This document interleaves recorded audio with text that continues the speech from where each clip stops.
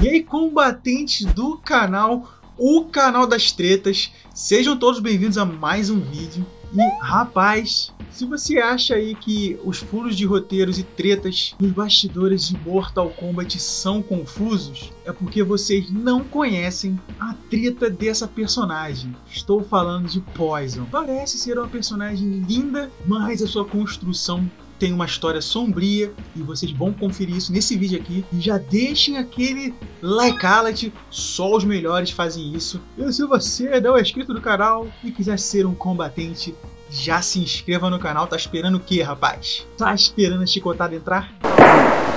Cacete nele! Então vamos lá, ó, prestem bem atenção porque é muito confuso a história da construção dessa personagem. Esse vídeo aqui vai ser bem polêmico. Recentemente eu fiz um vídeo aqui no canal das 10 mulheres estranhas ou bizarras da franquia Street Fighter. O vídeo teve um ótimo feedback, a galera chegou junto, deu like, comentou, deu opiniões, mas rolou uma tretinha aí nos comentários em relação a essa personagem aí que é a Poison.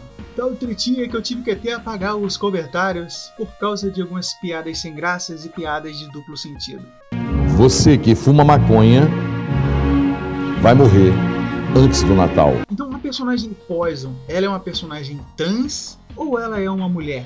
Eu sei lá, porra. Primeiramente, quem é Poison? Poison é uma personagem que originalmente veio lá do clássico beat up chamado Final Fight, que é um jogo que se passa no mesmo universo de Street Fighter. E ela fazia uma dupla com a personagem Rox. Poison e Rox são nomes inspirados em bandas dos anos 80.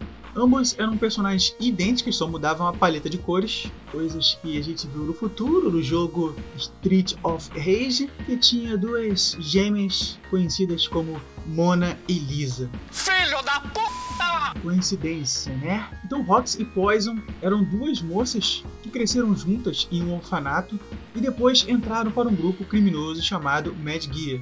Então isso aí mais ou menos era o que a gente entendia na época do Final Fight.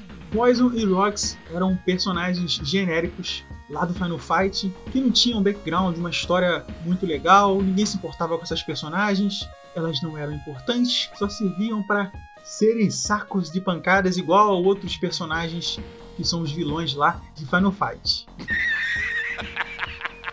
Então, nada demais, né? Tudo normal, tudo na paz. Mas como que a treta começou? Então, praticamente, elas entraram para ter uma mudança no jogo de não ter só personagem inimigo masculino. Não seria o machismo no Japão, mano? Só tem homem nesse jogo? E como começou toda essa treta? Que isso, na verdade, é uma grande jogada de marketing.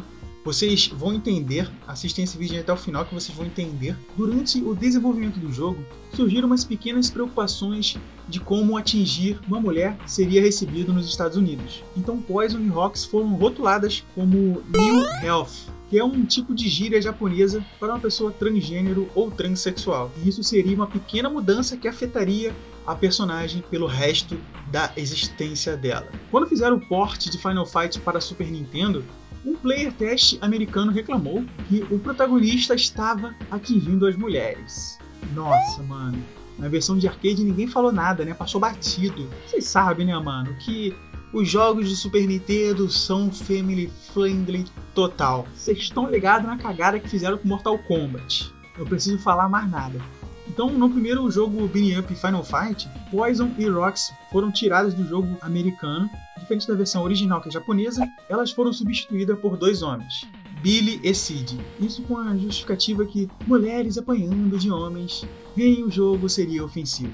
E mesmo constatando no manual do jogo que as personagens eram trans, eles fizeram essa alteração. Lembrando que mesmo que os americanos que tiveram a humilde ideia de substituírem as duas personagens por dois homens, e a versão japonesa elas serem New Health, que é o termo utilizado para se referir aos homens com corpos femininos e que mantêm os órgãos genital masculino, as duas personagens foram projetadas para serem mulheres antes dos japoneses pensarem em trocar a personagem.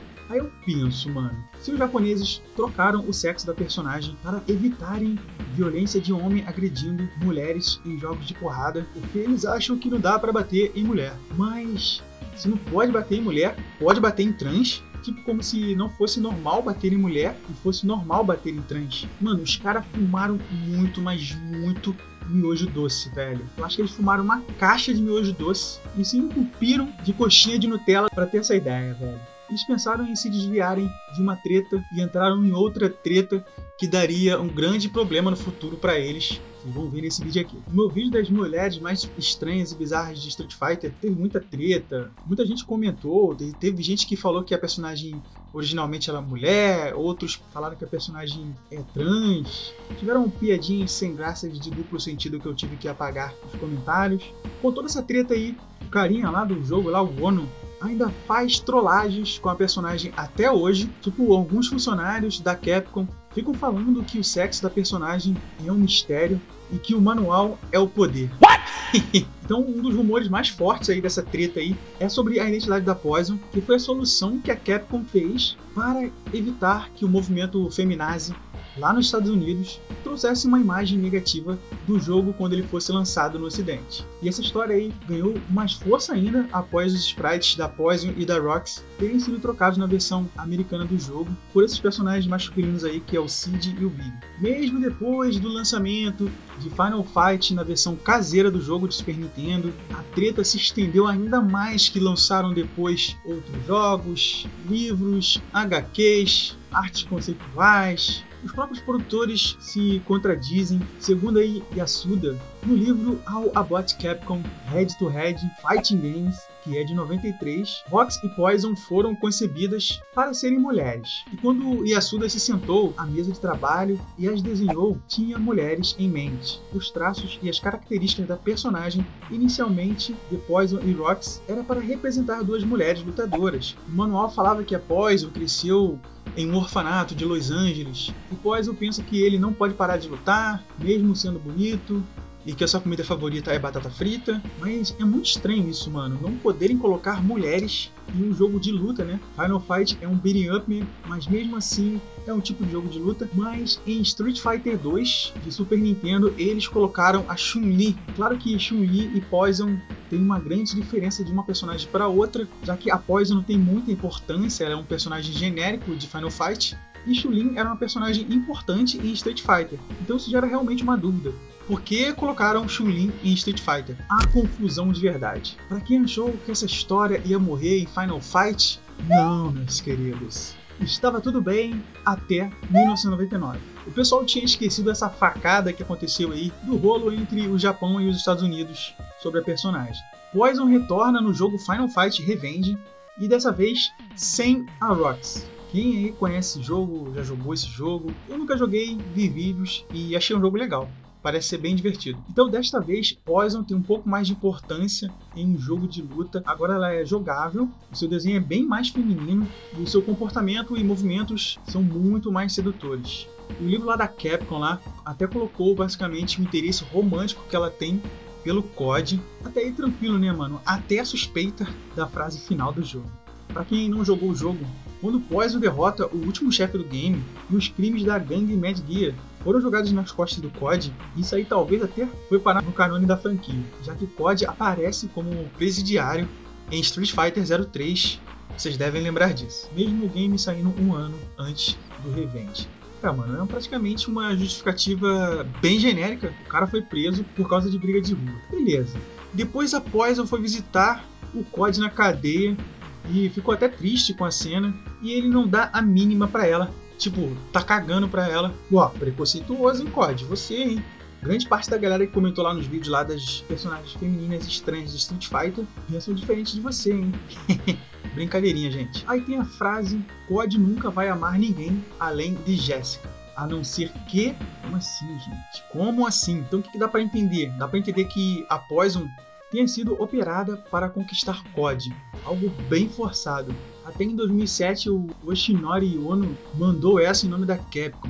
Mais treta, gente. Mais treta. A treta continua.